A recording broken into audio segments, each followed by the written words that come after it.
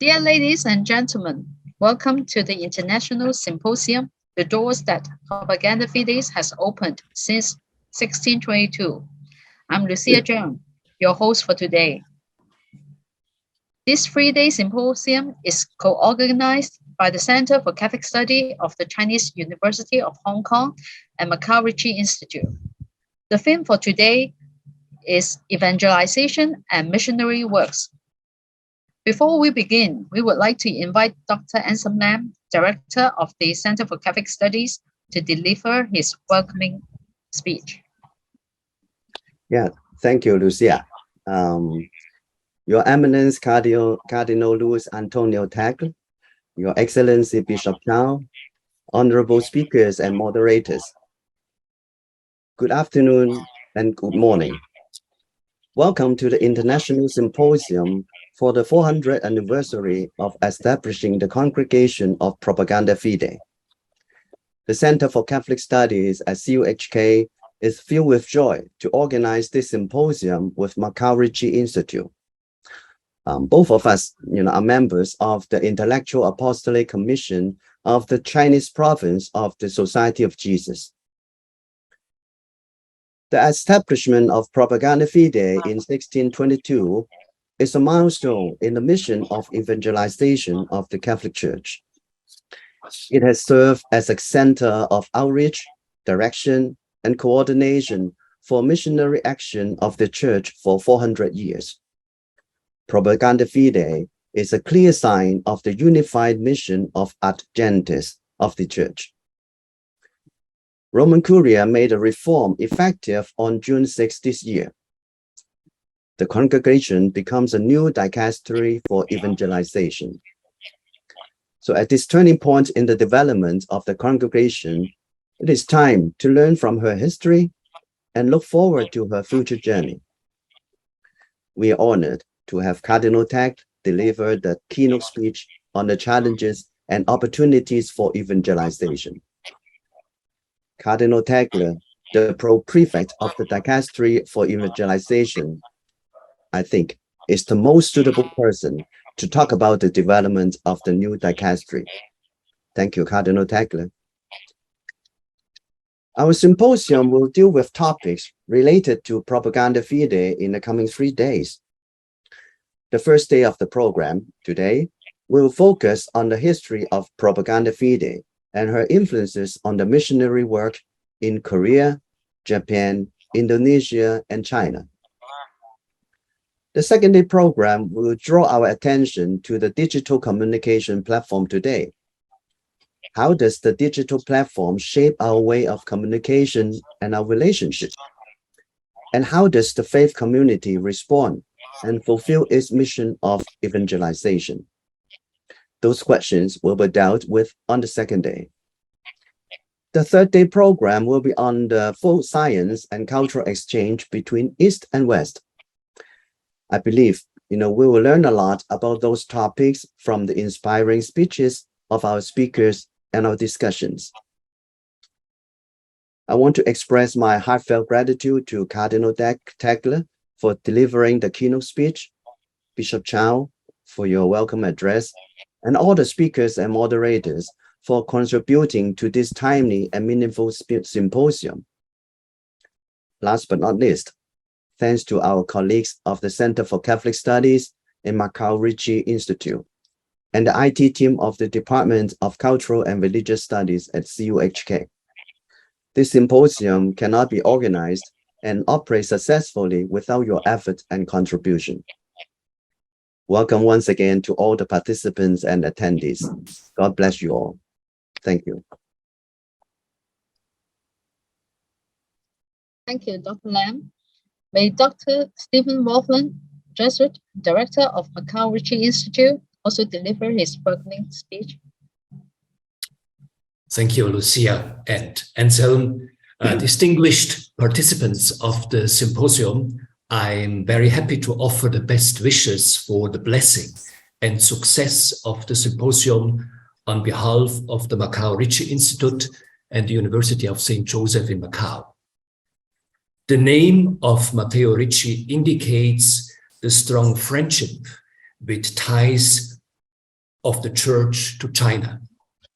As part of the intercultural legacy of Macau, we remember the privileged door opened by all those religious and lay missionaries who in some way or another realized the dream of Saint Francis Xavier, who wanted to share the gospel with China, the Middle Kingdom, which he thought would hold the key to the amazingly different cultures of Asia. Let me just focus on three major challenges to genuine friendship and dialogue with China that Matteo Ricci and his successors have been facing and are still facing nowadays, namely, first, comparative spirituality in the context of fides quaerens intellectum, so faith exploring its rational foundation. Inspired by the spiritual exercises of Saint Ignatius of Loyola, the contemplative dimension has played a crucial role as an instrument of dialogue with China's other wisdom traditions, such as Confucianism, Taoism, Buddhism, and Islam. It has also enabled the Christian faith to take root in different cultures. Second, moral leadership. Confucianism, with its ideal of the exemplary person, the Chunzi, remains a major framework to inspire all people of goodwill. Christians like Wu Li, Ferdinand Verbiest, with Chinese name Nan Huairen, Johann Adam Schall von Bell, Tang Ro Wang, who also sinners following the path of their crucified and risen Lord, found in Confucian teaching a context which enabled them to go further in their journey of inculturation. Inspired by their efforts, we must today address the widening gap between the rich and the poor, as well as the growing ecological crisis that require a new economic paradigm, one oriented to a common good based on universal values. TAGLE, genuine solidarity, subsidiarity, fairness, and the importance of moral leadership. Finally, the third point, social innovation. The history of relationships between China and the West documents how decisively the missionaries contributed to social innovation. Examples must include their sharing of knowledge about natural science like mathematics, geometry, cartography, and medicine. They also used music and the fine arts to share their friendship with local people. So the memory of Matteo Ricci, Li Mado, has shaped a dialogue with China that highly values cultural events featuring music and art as a privileged way of sharing different cultures. So let us thus take the current situation, despite its frictions and antagonisms, as an encouragement to deepen and renew our genuine dialogue with China. 感谢. So thank you very much. And now we would like to invite Bishop Stephen CHOW of the Catholic Diocese of Hong Kong for his welcoming speech. Good afternoon and good morning. I wish to extend my warmest welcome to Cardinal Luis Antonio Tagle, Pro-Prefect of the Dicastery for Evangelization, esteemed scholars, my missionary brothers and sisters and friends, who join us on this gracious occasion to celebrate the 400th anniversary of the founding of Propaganda Fide. These images come to my mind. St. Francis Xavier, a founding member of the Society of Jesus, in 1552, longing to share the good news with the Chinese people. And from Macau in 1582, another Jesuit, Matteo Ricci, began his lifelong mission to the Chinese people and culture. In 1841, Propaganda Fide selected Hong Kong as the proxy to support various missions in China. To this day, many missionaries continue to shepherd with love the church, as well as the people in Hong Kong. On behalf of the Catholic Diocese of Hong Kong, I should thank the missionary forebears, both in Propaganda Fide and in the fields, for planting the gospel and enabling the local church to grow and flourish. I would also like to thank the churches in Asia for the witness and ministry of the Triple Dialogue, a church in dialogue with local cultures, with local religions, and with the local poor.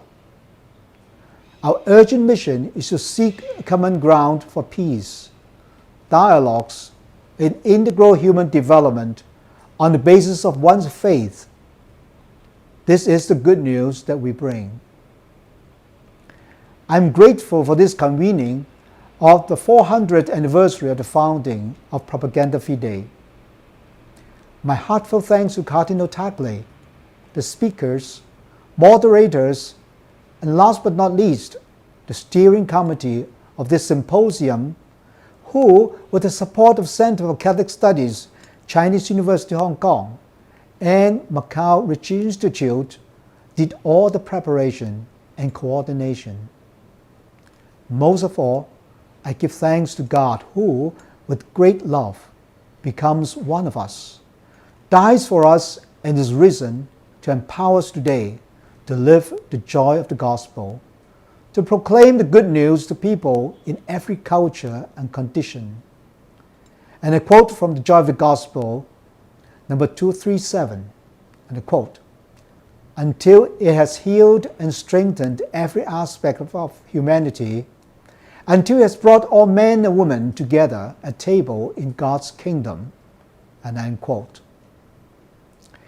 So may this loving God send His Holy Spirit to accompany us throughout this symposium for our discernment of God's blessings and holy will for our mission ahead.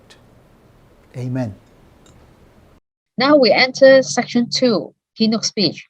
May Dr. Lam introduce our guest speaker and the title. Thank you, Lucia. I'm so honored to introduce Cardinal TAGLE. He is the Pro-Prefect of the Dicastery for Evangelization.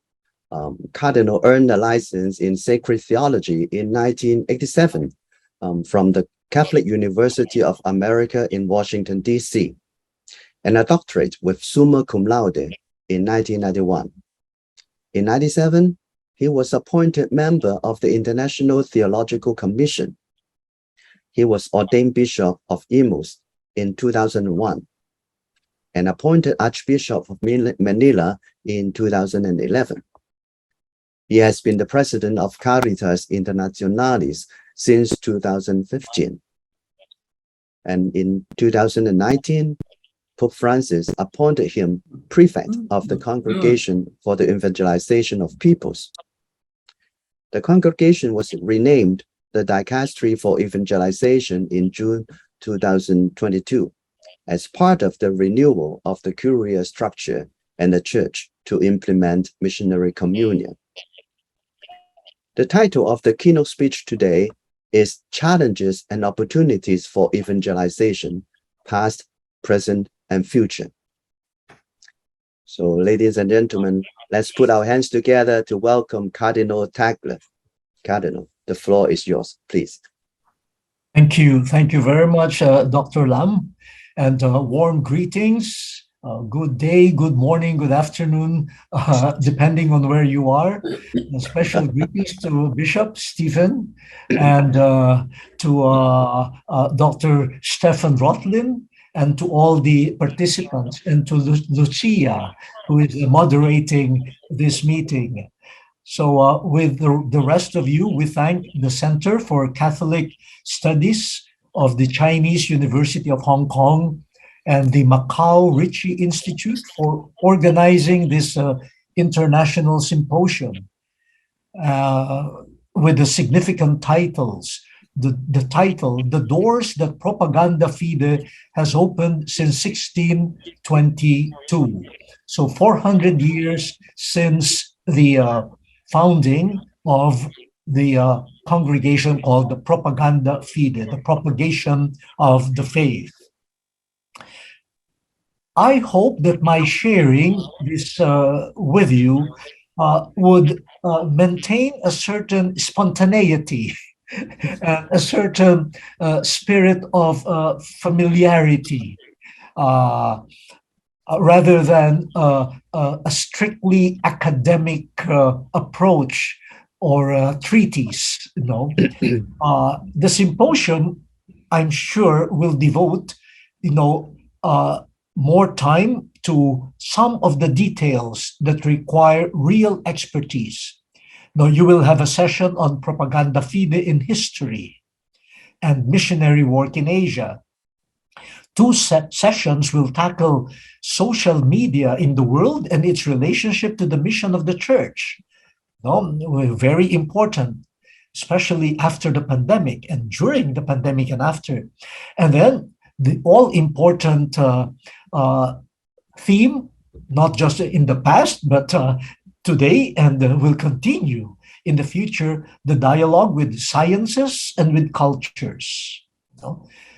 So I leave to the experts some of the nitty gritty and the fine details of those topics. Having worked in at this moment of transition between the Congregation for the Evangelization of Peoples to the new dicastery called the Dicastery for Evangelization. I was present at the transition. I would like simply to reflect with you, to think aloud, and to share with you what I have seen, what I have heard, and what I feel might be the directions for us at this point. So I would gladly share with you some experiences that I have had in the office and in my travels, not only in Asia but in Africa. The challenges and the opportunities for evangelization. Very clearly, my presentation could not be exhaustive. I cannot cover everything of the past and the present and the future. Maybe I will leave with you more questions than answers to your questions. Questions that you already have in mind, but I would encourage you to continue pursuing. So I have here three main headings for my sharing. The first is some sort of a reminder to all of us. When I read the decree for the establishment of the Propaganda Fide 400 years ago, when I read the documents of Vatican II, when we read the reform and the renewal of the church since Vatican II, and the reform of the Curia after Vatican II with Pope Paul VI, with John Paul II, and now with Pope Francis, there is one thing that is central, which is present in the past, today, and will always be present.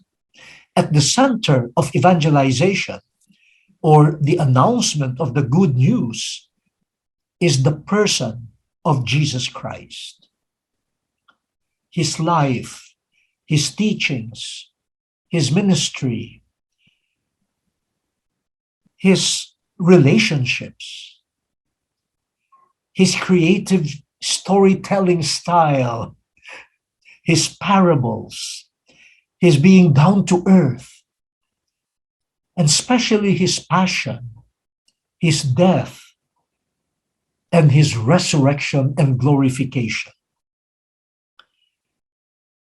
And it is significant that the reform of the Curia being promoted by Pope Francis, is the document is entitled Predicate Evangelium, preach the gospel. And the gospel is a person for us, Jesus Christ. Now, this leads me to a question. does Jesus still occupy the central place in evangelization? When people hear of evangelization, what enters their mind? Is it the person of Jesus? Or has he been replaced by strategies and programs? I remember Pope Benedict XVI, when he was still the prefect of the Congregation for the Doctrine of the Faith, and I worked for him in the International Theological Commission. And in one coffee break, he approached us theologians from Asia and Africa, and he said, "You from the young churches," said, "learn from us." Said, "Here in Europe, the more committees, the more commissions we set up, the less people go to church. We have a proliferation of committees and commissions, but we lack the faithful who will be at the church or in the church." And he said, "That's what I see in Africa and in Asia." So I think it is a good question that we should ask today and in the future. I'm not saying that planning, management, strategic planning, and programs are not important. They are important. But when we talk of evangelization, at the center is the person of Jesus. And Jesus lives on in the spirit-filled community, the church, which is called his body, members of his body, animated by the Spirit. And so we ask ourselves, does the church live by and does the church operate by the dynamic presence of Jesus, whom we believe is in our midst? He continues to talk to us. He continues to walk with us.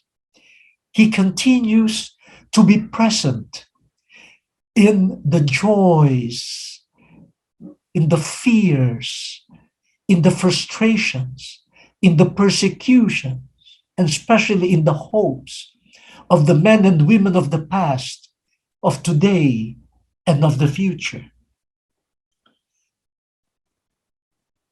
Is pastoral conversion for us one of the key terms in the reform of the Curia? The Curia needs pastoral conversion, but is pastoral conversion limited to simply updating our structures and approaches, or are we open to what scriptures call renewal, the new heavens and the new earth, which only God in Jesus Christ and in the power of the Holy Spirit could effect? There is no true renewal, or what we call pastoral conversion, if it is not the action of God, which we discern and which we implement or we collaborate with. The centrality of Jesus in evangelization requires that the church that announces him as the good news be open to be evangelized constantly by Jesus. This is not new. No matter what curia or period of history we are in, evangelization is always accompanied by openness to be evangelized.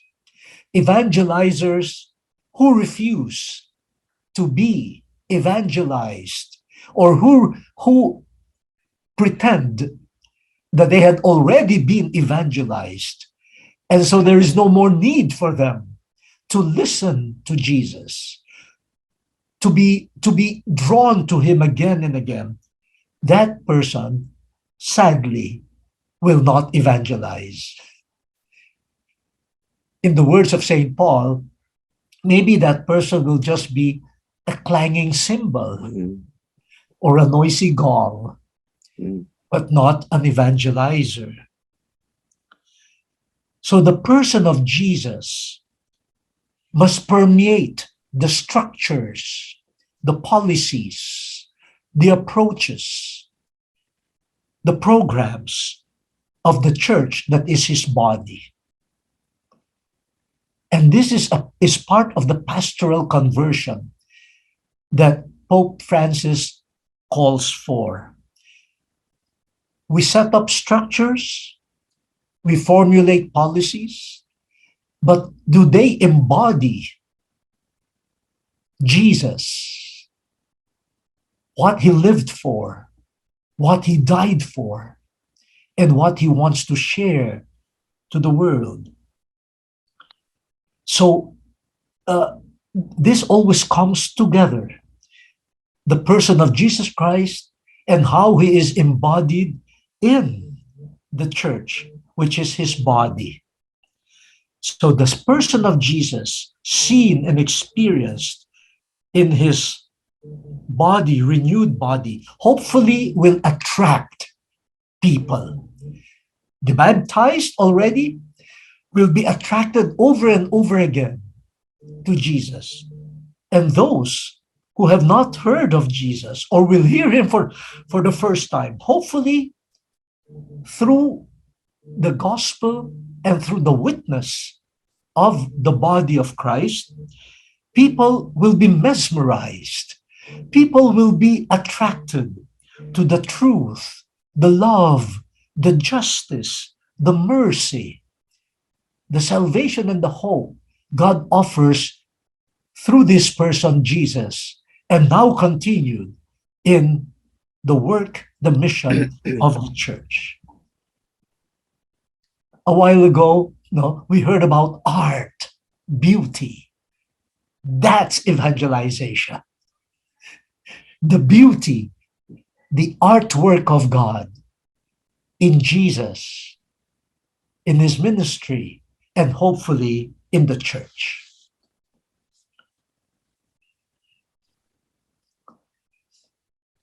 Okay. The second point that I would like to share is this. The Propaganda Fide, born 400 years ago, and even the section for first evangelization and the new particular churches, as part of the new dicastery for evangelization, there seems to be a continuity between the Propaganda Fide of 400 years ago and this section for first evangelization and the new particular churches, but definitely also connected to the other section dealing with fundamental questions of evangelization in the world today, not just in the areas in need of missio ad gentes or first evangelization, but the whole world now needs to be addressed. What are the fundamental questions of evangelization? But let me go back to the Propaganda Fide 400 years ago. Through the years, the approach referred to territories, or so-called mission territories. Or nowadays, we call them territories of first evangelization, or territories of new churches.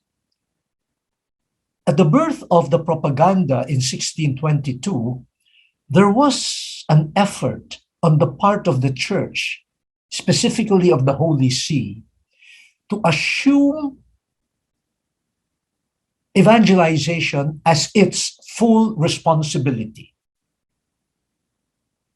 Now, the church taking full responsibility of evangelization in order to liberate evangelization from the negative effects of the patronage system, which operated during the colonial period, especially of the 16th and 17th centuries, where the church relied heavily on the colonial powers, especially Spain and Portugal.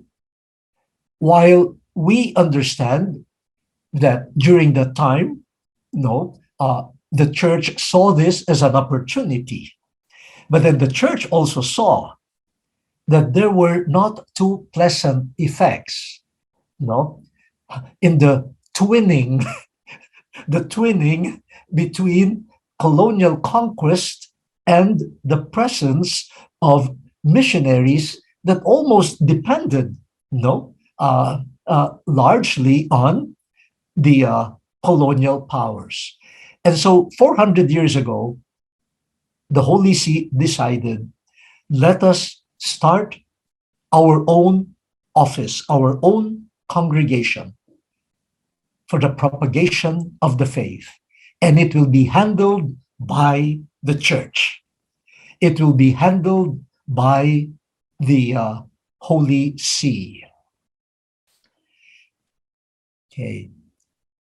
But it's not easy just to eliminate a mindset. No. Even with the birth of Propaganda Fide, even up to even maybe up to now, there seems to be a mental tradition of classifying territories or even nations. Is this nation a missionary sending nation? Meaning a territory that can say, we are already evangelized, and so we send evangelizers. And is this territory a missionary receiving territory? Meaning we have not yet been evangelized, so we are at the receiving end of missionaries. And again, I say, historically, that served its purpose. But let us fast forward to today. While we cannot eliminate territories or geographical boundaries, geographical spaces, when talking of evangelization and the church, nowadays we are more aware of the fluidity of boundaries. We are more aware of the social, cultural shifts happening between and within territories, due mainly to migration, the movements of peoples, and especially the movements of ideas through social communications, and cultural exchanges. I remember, before the lockdown, one of the last visits in Rome of an Episcopal conference was that of an Episcopal conference from a European country. Technically, that country did not belong to the responsibility of the Propaganda Fide. But they asked, the bishops asked if they could see us. So we said, wow, okay, well, this is new. Bishops from this European country would want to come to the Propaganda Fide for sharing. And one bishop said, in my diocese, thanks to migration, we have many people from Africa and Asia. There are many non-Christians who are now living in the territory of my diocese. And I have many priests serving in the diocese from Africa and from Asia. Some of them belong to religious orders, and some of them are diocesan priests. And he asked this question: do you think my diocese should now transfer to the Propaganda Fide? Because if we follow, he said, if we follow the strict understanding of those territories, he said, my territory will probably qualify now as a territory of the Propaganda Fide. Now, he must be joking, but it is a serious joke, because when we look around, really, you have territories, but socially, culturally, religiously, educationally, financially, also mixed. So now, evangelization does not eliminate territories, but we are now more attentive to contexts, the contexts within territories. And I think that is the reason why in the Reform, Predicate Evangelium, the one dicastery for evangelization now will have to handle those two important questions, the fundamental questions of evangelization in the world today. So not just limited to territories. And then the section that will still help the new churches.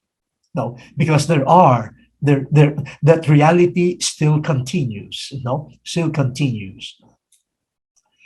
Yeah, contexts. Now that opens a new challenge, many challenges and opportunities for evangelization. If it was easier to say, this country, Spain, already evangelized, a Christian country, yeah. And then we say, for example, one country in Asia, and they say, very few Christians. So that is a mission territory. But now, if we look at contexts, a traditionally considered missionary sending territory may de facto be a missionary receiving territory. And now it's also happening that what used to be classified as a missionary receiving church is now sending missionaries, to other parts of the world. The contexts will now determine not just the geographical boundaries. This new phenomenon calls us, I believe, challenges us to live more profoundly what Vatican II already taught, that every baptized, wherever you are, every baptized, wherever you might be living, regardless of your place of origin or of your territory of residence, every baptized is an evangelizer in need of constant evangelization. That the church everywhere, in any place and any territory, is missionary in its calling. So no church, no territory can claim, we don't need any evangelization anymore. We have been evangelized. No. Every place is in need of evangelization, especially when we look at the context. But this, the missionary calling of all the baptized, not just of the priests and of the religious, but all the baptized, and of the whole church, this must be lived in the spirit of communion. Again, a key element of the teaching of Vatican II and repeated many times in Predicate Evangelium, communion. Every community has something to share or to give, and every community needs to receive from the others. So there is no church that is purely giving or sending, and there is no church that is purely receiving. Every church, gives and receives at the same time. But communion, missionary communion, takes into consideration the specific context, especially cultural contexts, of the people where the church exists. And so again, with the reform of the Curia, the teaching of Vatican II, where the cultures of the world are considered blessed with elements of truth and goodness, and therefore they could be embodiments of the one gospel of Jesus Christ, rings true. I think this is one path, that must be taken, so that the accusation that Christianity is a Western religion, would be confronted. That the gospel could find its many and valid embodiments in various cultures. So that the gospel does not make you, in this case, a Westerner, or you have to be a Westerner to be evangelized. No. To be evangelized, you are renewed in Jesus Christ, and you become more, what you are, and a better version of who you are culturally because of your faith in Jesus Christ. Unfortunately, this criticism of Christianity as a Western religion has not died out. It continues. So I think the responsibility of all the baptized, wherever you are, to be an evangelizer, and for the local churches to assume their cultures, purify them with the gospel, so that they can show that an evangelized church doesn't have to be foreign in its own territory and its own culture, but in fact would enhance the growth of our context and of our cultures. Having said that, I think we need to confront contemporary challenges to communion in the church and communion in mission. You all know this, but let me pinpoint some. For example, nowadays, in these recent years, there seems to be an upsurge of ethnic and tribal conflicts in different parts of the world. And unfortunately, these conflicts exist also in the church between members, all Christians, who belong to different ethnic or tribal or linguistic groups. And so the gospel, or the message of St. Paul, saying that in Jesus Christ, there is no Jew or Greek, there is no slave or free, there is no male or female, all of you are one in Christ. We need to be re-evangelized in that. I'm sure you have heard of this in one diocese in South Sudan. After a number of years, finally a bishop was appointed. But before before his ordination as a bishop, one night he was sleeping in his room.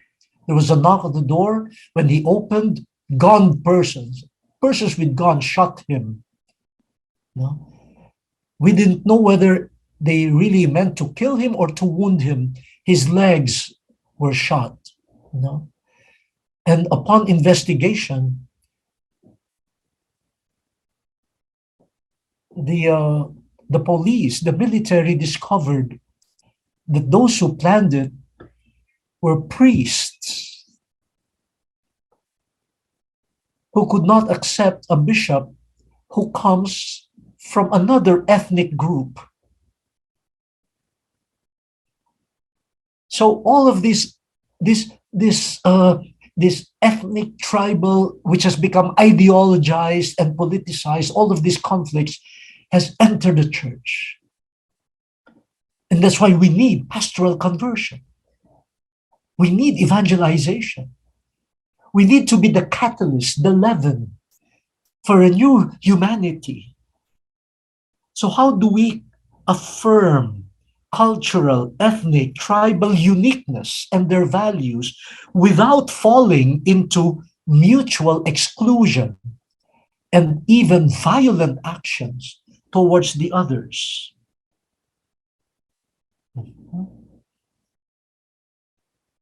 And if this happens in a place where there are few Christians, what a scandal. The non-Christians will look at it and say, why will we join them?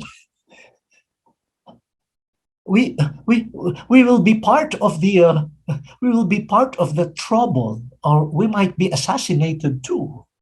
Okay? No? And if we extend this discussion, we see in the world many governments that are considered populist governments. Leaders, political leaders, who are called populists. And they use or misuse religion for their agenda. And they divide peoples. They feed on the anger and the frustration of some people in order to manipulate them and win political allies for them.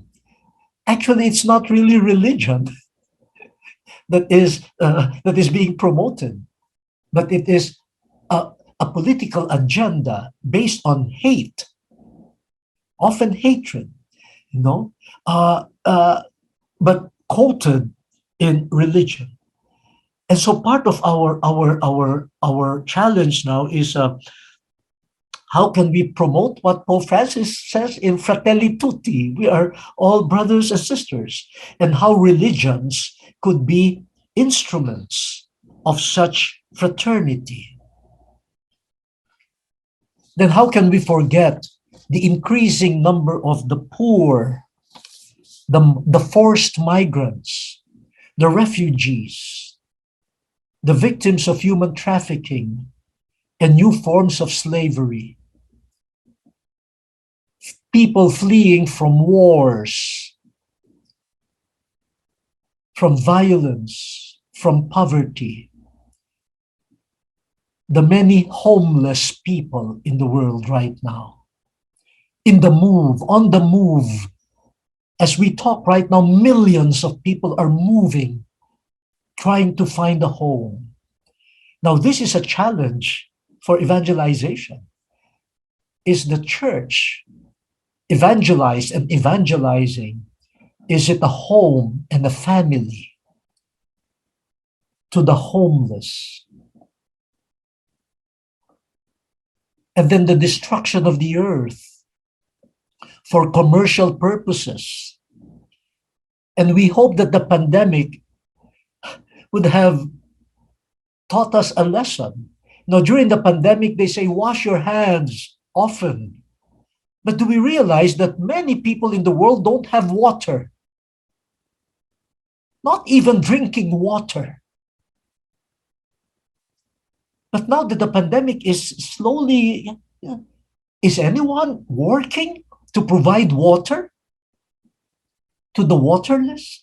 They say, observe distancing. But when you go to the slums, how can you tell people to observe distance?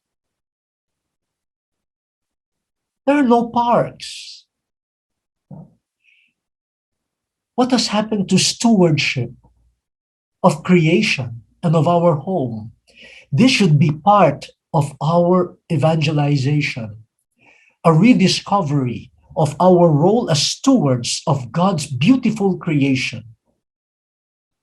The message of Laudato Si.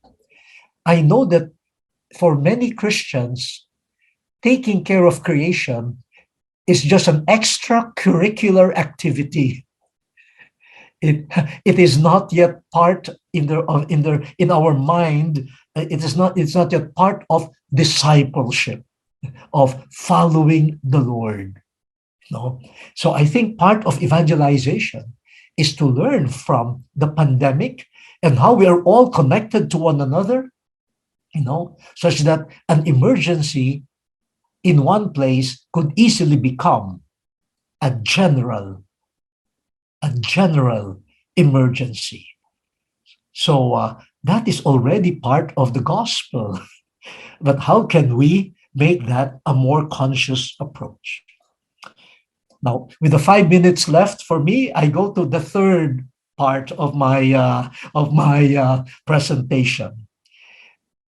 Now, Vatican II already spoke of the evangelizing potentials of social communication, and you will devote one full day on that. The pandemic has shown us the benefits of internet, at least in maintaining connectedness, among family members, and even for religious services, catechetical instructions, or even the Eucharist, thanks to social communications. But I believe that social media is not just about having media or means for communication. The way social media has developed, in these past decades, we have to say that social media have graduated from being simply means of communication. It is a world in itself. Some people even call it an ecosystem already. It is an ecosystem. And as a world, social media needs to be evangelized, not just to be used for evangelization, but a world to be evangelized. Otherwise, social media could block and could even destroy true communication and authentic communion. And we are already seeing signs of that. Artificial intelligence, big data, have been changing cultures, values, human interaction, even labor, work, the world of medicines, etc. And some of them are marvelous changes. But we have to be critical also. And for me, one of the most silent or hidden but most serious effects of social media might be the redefining or the reshaping of the human person. What is a human person? What qualifies someone as a human person? They are now producing robots, they say with emotions, programmed emotions, but through algorithms, etc. But is that a human person? What is a human person? Just to give you one example, in the past, a human person works. Now, you make artificial intelligence work for you. When I was in elementary, even spelling, if you spell a word wrongly, then your answer is wrong. Now, many students don't bother about spelling because they say, there is a speller check. Now, Are we creating a new form of illiteracy? I don't know. No? What is a human person? And when some of our skills like reading, in-depth reading is lost, then critical thinking is lost. And also empathy is lost, because we develop empathy also when we read novels and when we use our imagination about how the characters in a novel would feel, etc. So it is not just about reading. It is also about growing in some very human attitudes. So what are our efforts to renew social communications so that that world will be filled with gospel values? Among young people, they have so-called friends on social media, and they build their identity on the affirmation of their friends. But if you look at them closely, those so-called friends are a restricted group of those who like them and agree with them. The moment you disagree with them, you are unfriended. And so you build an artificial identity based on an artificial group. And when they have to face frustrations, look at how easily some people get depressed. There's no strength, inner strength. And look at the proliferation of fake news, personality bashing, and political manipulation using social media. Yes, there are means for evangelization, but I say they are a world to be evangelized to. Now, so in these challenges, which I presented in 3 headings and opportunities, I want to end by saying, let us learn from Jesus. Let us learn from Jesus, who was born on Asian soil. Jesus spoke as an Asian. He related with people as an Asian. He laughed, he cried as an Asian. And he ate a lot as an Asian. No. Let us learn from him. Let us look at the challenges and see whether there is any part of scriptures that might be similar. And how did Jesus face them? Let us learn from him. Use his images, use his parables, use his language to ignite our imagination too. For it is not just principles and strategies, but also the imagination evangelized by the Lord that could help us find the path towards evangelization today and in the future. Thank you very much for your patience. Thank you for your patience. Thank you. Thank you very much, Cardinal TAGLE, for your inspiring speech, and also remind us, to focus on the person of Jesus Christ. Let us be evangelized again. Yeah. Thank you. Thank you. Thank you. Lucia, any? Okay, thank you. Now, before we go to the next section, we will have a 5 minutes break. We will have a timer here on the screen. So see you later. Thank you. Thank you very Thank much. See you you. later. Thank you. Thank you. Thank you.